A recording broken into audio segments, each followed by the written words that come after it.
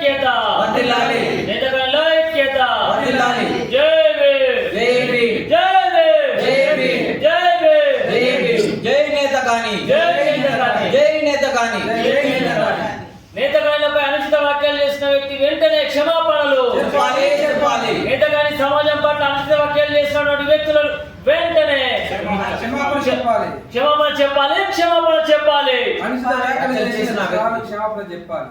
జై నేతకాని జై నేతకాని జై నేతకాని జై నేతకాని జై నేతకాని జై నేతకాని. తరతరాలుగా మా ఓట్లతో వాళ్ళ నాన్న నుంచి మొదలు పెడితే ఇలా మనవని దాకా గెలిచారు కదా, వాళ్ళు సంపాదించిన ప్రతి పైసా కూడా మా నేతగాని సమాజం యొక్క చెమట చుక్కనే. ఎందుకంటే ఇక్కడ సమాజం ఓట్లతో గెలిచారు కానీ ఇలా మా సమాజానికి ఏం చేయలేదు కదా, అందుకోసమే మేము బాధపడతా ఉన్నాం. మా సమాజాన్ని ఇప్పుడు ఇక్కడ సెంట్రల్లో కానీ రాష్ట్రంలో కానీ చక్రం దింపగలిగే శక్తి వినోద్ గారికి వివేక్ గారికి ఉన్నది. మరి ఆ చక్రాలు ఒక మా నేతగాని సమాజం మీద దింపి మా జనాభాను కనబడకుండా చేస్తున్నారు తప్ప మా గురించి ప్రత్యేకంగా ఏమైనా మాట్లాడుతున్నారా? ఈ ముసలి కన్నీరు గారుస్తూ నేతకానికి కార్పొరేషన్ ఇప్పించాలి అంటున్నారు. అయ్యా, మా జనాభాని మాకు పూర్తిగా చూపించిన తర్వాత మా కార్పొరేషన్ ఇప్పిస్తారు. ఇప్పుడైతే మా జనాభా మాకు తక్కువగా కనబడ్డది కదా, దాని గురించి మాట్లాడండి. మమ్మల్ని ఏనన్నా వేయాలి లేదా మాకు ప్రత్యేకంగా డీలు అన్న వేయాలి. మహర్ కులస్తులు మాతో పాటు మా కులస్తులు వాళ్ళు మేమంతా సహజీవనంగా ఉంటాం కాబట్టి మహర్ని మమ్మల్ని కలిపి మాకు గెజిట్ వేయాలి. ఇవాళ ఏదైతే మాల సామాజిక వర్గంలో 3,50,000 మా నేతకాని కులస్తులు మాల సర్టిఫికెట్లు తీసుకుంటా ఉన్నారు. మీ 15 లక్షల ఓట్ల నుంచి మా 3,50,000 ఓట్ల తీసుకుంటే మీరు 3వ స్థానం ఉంటారు, మేము 2వ స్థానం ఉంటాం. కానీ మా దరిద్రం ఏంటంటే ఇప్పటికీ రాజకీయంగా ఎదగలేదు. విన్నావా? ఇప్పటికీ మా వాళ్ళకి చక్కగా ఉద్యోగాలు లేవు, ఆర్థికంగా లేవు. అందుకే ఆర్థికంగా లేవు కాబట్టే మమ్మల్ని ఏ గ్రూపులో వేయాలని అంటున్నాం, లేదా సపరేట్గా ఇంకొక గ్రూప్ను ఒక గెజిట్ని ఏర్పాటు చేయాలంటున్నాం. మా బతుకు పోరాటం మేము చేస్తూ ఉంటే ఇలా ఏదో ఒక మా వెంకటేష్ నేత గారు వచ్చి బయటకు వచ్చి మా సమాజం గురించి కష్టపడితే మాట్లాడితే ఆయన అణిచివేయడానికి ప్రయత్నం చేస్తున్నారా మీరు?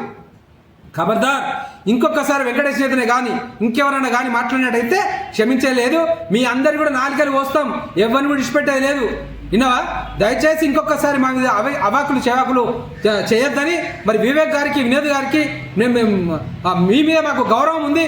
మరి మీ సామాజిక వర్గం నుంచి మీ వాళ్ళు మా వాళ్ళని ఏమన్నా అంటే మాత్రం బాగుండదు. మరి మా దగ్గర సభ్యత సంస్కారం ఉంది, మీ వాళ్ళకు సభ్యత నేర్చుకోవాల్సిన బాధ్యత మీకు ఉందని ఈ సందర్భంగా తెలియజేసుకుంటూ జై భీమ్, జై నేతకాని. జై నేతకాని. నేతకాని మహర్ సంక్షేమ సంఘం ఆధ్వర్యంలో రాష్ట్ర అధ్యక్షుడు దుర్గం రాజేష్ గారి ఆదేశాల మేరకు ఈరోజు మందమరి ప్రెస్ క్లబ్లో మరి ప్రెస్ మీట్ ఏర్పాటు చేయడం జరిగింది. ఈ ప్రెస్ మీట్ యొక్క ముఖ్య ఉద్దేశము నిన్న మాల సామాజిక వర్గానికి చెందినటువంటి పైడుమల్ల నర్సింగ్ అనేటువంటి వ్యక్తి వాట్సాప్ వేదికగా పలు వీడియోలని పెట్టడం జరిగింది. ఆ వీడియోలో నేతకాని కులానికి సిగ్గు లేదని చెప్పేసి ఇంకొన్ని పలు చెప్పరాని రీతిగా మాట్లాడుతూ అలానే మాజీ పెద్దపల్లి పార్లమెంట్ సభ్యులు డాక్టర్ బోర్లకుంట వెంకటేష్ నేత గారిని పలు రకాలుగా అనుచిత వ్యాఖ్యలు చేస్తూ ఒక పైశాచిక ఆనందం పొందాడు తప్ప దాంట్లో సబ్జెక్ట్ లేదు. పైడుమల్ల నరసింహ్ గారు మీకు మతి భ్రమించి మాట్లాడేదనే విషయము పూర్తిగా ఆ వీడియోలో మాకు స్పష్టంగా కనబడతా ఉంది. ఎందుకు అంటే మీరు ఎవరి మెప్పు పొందడానికో ఇంతగానము మీరు మాట్లాడారో నిజంగా అది మెప్పు పొందడానికి కాదు, కానీ మీరు తిట్లు తినడానికి ఆ రకంగా మాట్లాడారని చెప్పేసి మాకు అర్థమైంది. ఎందుకంటే మీరు బోర్లకుంట వెంకటేష్ నేత గారిని మీరు మొన్నటి వరకు ఓ పార్టీలు ఉన్నారు, ఇప్పుడు ఏ పార్టీలు ఉన్నావు అనే ముందు నువ్వు ఏ పార్టీలు ఉన్నావు, నువ్వు ఏ పార్టీ నుంచి ఈరోజు ఏ పార్టీలకు వచ్చినావు? ఆయన ఒక మాజీ పార్లమెంట్ సభ్యుడు అండి, ఆయన ఒక ఎంపీగా పోటీ చేసినటువంటి వ్యక్తి. ఈసారి ఆయనకు టికెట్ రాలేదు కానీ పోటీలో ఉండేటువంటి వ్యక్తే. కానీ నువ్వు ఇక్కడ జెడ్పీటీసీగా పోటీ చేస్తే నీకు కనీసం గెలవని కూడా గెలవలే. నువ్వు ఒక పార్లమెంటు సభ్యుని స్థాయిలో మాట్లాడేటట్టు స్థాయి అనేది ఇవాళ నువ్వేం మాట్లాడుతున్నావు? నువ్వు చెప్పురా దాన్ని ఎత్తావా? ఏదో వస్తాడు, నువ్వు వేసే దమ్మున్నది నీకు?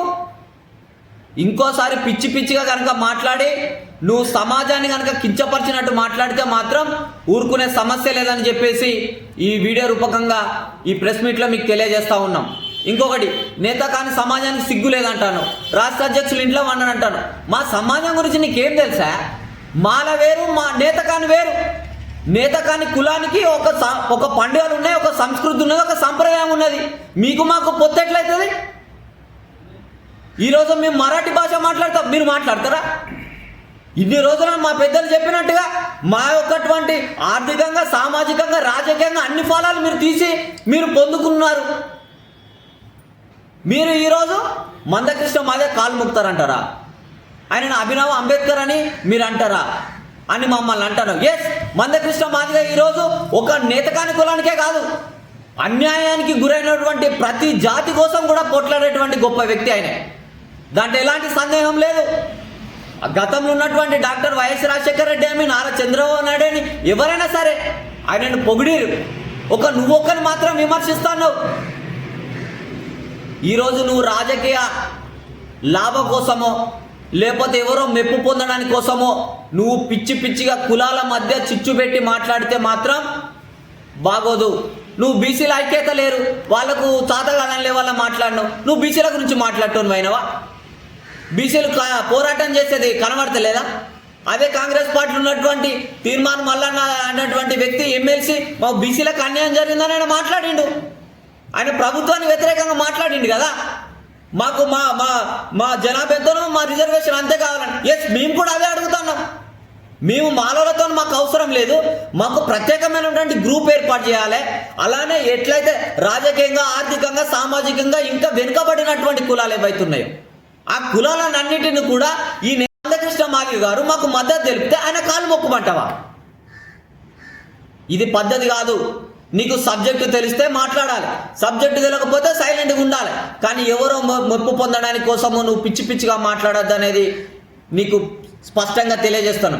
అలానే గౌరవ శాసనసభ్యులు, ఈ చెన్నూరు నియోజకవర్గ శాసనసభ్యులు వివేక్ వెంకటస్వామి గారు స్పష్టంగా అసెంబ్లీలో ఏమని మాట్లాడారంటే, మాదిగ సామాజిక వర్గానికి ఒక కార్పొరేషన్ ఏర్పాటు చేయమన్నారు, మాల సామాజిక వర్గానికి ఒక కార్పొరేషన్ ఏర్పాటు చేయమన్నారు. అలానే ఈ రెండు కులాల తర్వాత అత్యధిక జనాభా సంఖ్య ఏదైతే ఉందో అది నేతకాని కులం కాబట్టి నేతకాని కులానికి కూడా ఒక ప్రత్యేకమైనటువంటి కార్పొరేషన్ ఏర్పాటు చేయాలని చెప్పేసి ఆయన ఆన్ ది రికార్డ్, నువ్వు అందులో అయితే నువ్వు యూట్యూబ్లో ఎక్కడన్నా V6 కొట్టుకొని చూడు వీడియో, ఆయన స్పష్టంగా చెప్పిండు. అట్లనే జనాభా ప్రకారం ఎవరి జనాభా ఎంత ఉంటే వాళ్ళకి రిజర్వేషన్ కల్పించండి, వారికి పర్సెంటేజ్ పెంచండి అని చెప్పేసి కూడా అదొక విషయం మాట్లాడినటువంటి విషయం నీకు సోయలేదా? ఈరోజు వారి అబ్బాయి ఎంపీ, వారి అన్న బెల్లంపల్లి ఎమ్మెల్యే, ఈరోజు చెన్నూరు ఎమ్మెల్యే వివేక్ గారు, వీరి ముగ్గురి అసెంబ్లీలో కానివ్వండి, పార్లమెంట్లో కానివ్వండి నేత కాని సామాజిక వర్గంతోనే గెలిచినటువంటి ఖచ్చితమైనటువంటి విషయం మేము తెలియజేస్తా ఉన్నాం. ఈరోజు నేత కాని సామాజిక వర్గం సపోర్ట్ చేయడం వల్లనే, కేవలం పార్టీలను చూసే ఇక్కడ వ్యక్తులను కాదు. కొంతమందికి నేత కాని కులస్తుల కాంగ్రెస్ పార్టీకి అభిమానం ఉండవచ్చు, కొంతమందికి బీజేపీకి ఉండవచ్చు. అయినా పార్టీలను బట్టి నేత కాని కులము కూడా మీరు ప్రతిసారి బెల్లంపల్లిలో ఏర్పాటు చేసిన అప్పుడు PCC హోదాలో వచ్చినప్పుడు రేవంత్ రెడ్డి గారు కూడా స్పష్టంగా చెప్పారు, ఈ ప్రాంతంలో నేత కాని లెక్కున్నారు కాబట్టి వారికి మేము అన్యాయం చేయము, వారికి ఖచ్చితంగా సముచిత స్థానం ఇస్తామన్నందుకే అక్కడ మా సామాజిక వర్గం చెందినటువంటి 2 సార్లు గెలిచినటువంటి ఎమ్మెల్యే దుర్గం చిన్నయ్య గారిని ఓడగొట్టి మరి వినోద్ గారిని గెలిపించడం జరిగింది. ఇక్కడ కూడా అదే పరిస్థితి. ఇక్కడ వివేక్ గారికి కూడా అవకాశం ఇవ్వాలని చెప్పేసి ఇదే నేత కాని సామాజిక వర్గము ముందుండి గెలిపించినటువంటి విషయం నీకు తెలియదా? పెద్దపల్లి పార్లమెంట్ ఎన్నికలలో కూడా అక్కడ ధనంపురి రాంపల్లి ఊరిలో కూడా సీఎం గారు అప్పుడు రేవంత్ రెడ్డి గారు కూడా ప్రెస్ మీట్ పెట్టినప్పుడు ఖచ్చితంగా నేత కాని కులానికి మేము సముచిత స్థానం ఇస్తామని చెప్పడం వల్ల ఈరోజు నేత కాని కులం ఓట్ల ఎంత విలువైనయో వారికి తెలుసు కాబట్టే, గడ్డం వినోద్ గారికి తెలుసు, గడ్డం వివేక్ గారికి తెలుసు కాబట్టి నేత కాని సామాజిక వర్గాన్ని దగ్గర పెట్టుకొని ఈరోజు వాళ్ళు గెలిచినారన్న విషయము నీకు తెలియదా? ఈరోజు నువ్వు నేత కానీ సమాజాన్ని విస్మరించడంలా నీ చాలా పొరపాటు ఉన్నది. ఖచ్చితంగా మేము వివేక్ గారి దగ్గరికి పోతాము, నీపై యాక్షన్ తీసుకోవాలని మేము కోరుతాము. ఖచ్చితంగా నువ్వు తిట్టిన తిట్లకి ఖచ్చితంగా మేము పోలీస్ స్టేషన్లో కూడా మేము నీ మీద కంప్లైంట్ ఇస్తాము. ఖచ్చితంగా నేను మాల సామాజిక వర్గం నుంచి బహిష్కరించాలని, అలాగే కాంగ్రెస్ పార్టీ నుంచి నేను తొలగించాలని చెప్పేసి మేము గౌరవ వివేక్ గారికి కూడా మేము నేతగాని మాల సంక్షేమ సంఘం తరపున నుంచి కూడా నేను తెలియజేస్తా ఉన్నాను. నేడు మందమరి ప్రెస్ క్లబ్లో మరి ఏదైతే మాల సామాజిక వర్గానికి చెందిన కొందరు మా ఎంపీ వెంకటేష్ నేత గారిని చాలా ఘోరంగా మాట్లాడినటువంటి పరిస్థితిపై స్పందిస్తూ ఖండిస్తూ మరి ముఖ్యంగా ఏదైతే వెంకటేష్ నేతని సిగ్గు లేదు అని ఎన్నో రకాలుగా మాట్లాడేటువంటి సందర్భం, మరి వాళ్ళకు మాల సామాజిక వర్గానికి నేత కాని సమాజం మీద ఎలాంటి అవగాహన లేదు. ఈ సందర్భంగా నేను తెలియజేసుకుంటా ఉన్నా. ఎందుకంటే వర్గీకరణలో మేము వర్గీకరణకు అనుకూలం కాదు, వ్యతిరేకం కాదని మేము ముందే చెప్పినాం.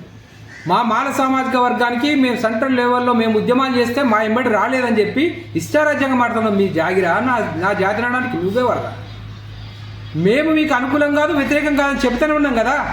మా జాతిని తరతరాలుగా దశాబ్దాలుగా అణిచివేస్తున్న జాతి మీది కాదా? మీరు ఇలా వినోద్కు వివేక్కు ఇలా బాగా మాట్లాడుతున్నారు, వంతు వాడుతున్నారు కదా.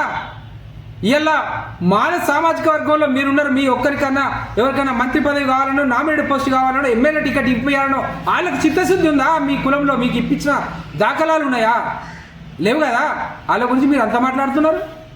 మీకే దిక్కు మా గురించి ఎందుకు మాట్లాడుతున్నారు? మా హక్కుల మీద మేము పోరాటం చేస్తూ ఉన్నాం. మేము ఇలా ఏదైతే కులగణన జరిగిందో 15 లక్షల పైబడినటువంటి నా జాతిని ఇలా 1,33,000కు మరి కుదించి ఇలా లెక్కలలో చూపించిందంటే ఇలా 2011లో అదే జనాభా లెక్కల్లో వస్తుంది, 2014లో కూడా అదే వస్తుంది, ఇలా 2025లో కూడా ఇలా మా సమాజాన్ని ఇలా 1,33,000 జనాభా చూపించడానికి ఇలా ఎవరు అణచివేతలు చేస్తున్నారని ఈ సందర్భంగా అడుగుతా ఉన్నాం. దానికి కారణమే ఇలా ఇలా గడ్డం వివేక్ గారి ఇలా కుటుంబమే తప్ప మా మీద ఎలాంటి కుట్ర ఎవరికి లేదని సందర్భంగా తెలియజేసుకుంటా ఉన్నాం. ఇలా వెంకటేష్ నేత గారి మీద అంటూ ఉన్నారు పార్టీలు మార్చారు. అరే మీకు సిగ్గుండాలరా నాయన, పార్టీలు మార్చడం ఏంది? ఎల్లగొట్టిన పార్టీ నుంచి మీ వివేక్ గారిని. ఈ వివేక్ గారు ఏంది కాంగ్రెస్ నుంచి టీఆర్ఎస్కి వచ్చాడు, టీఆర్ఎస్ నుంచి మళ్ళీ కాంగ్రెస్కి వెళ్ళాడు, కాంగ్రెస్ నుంచి టీఆర్ఎస్కి వచ్చాడు, మళ్ళీ బీజేపీకి వెళ్ళాడు, మళ్ళీ కాంగ్రెస్కి వచ్చాడు. ఆయనకు లేదు సిగ్గు, మాకే ఉంటుంది. అయ్యా మేము మొట్టమొదటిగా ఏదో ఒక్కసారి మావాడు ఎంపీ అయిండు, మాకు ఇంకా రాజకీయంగా ఇప్పుడిప్పుడే ఎదుగుతున్నాం. తరతరాలుగా రాజకీయ అనుభవాలు ఉన్న మీరే పార్టీలా నాశంగలేంది, మాకేం వచ్చిందిరా నాయన.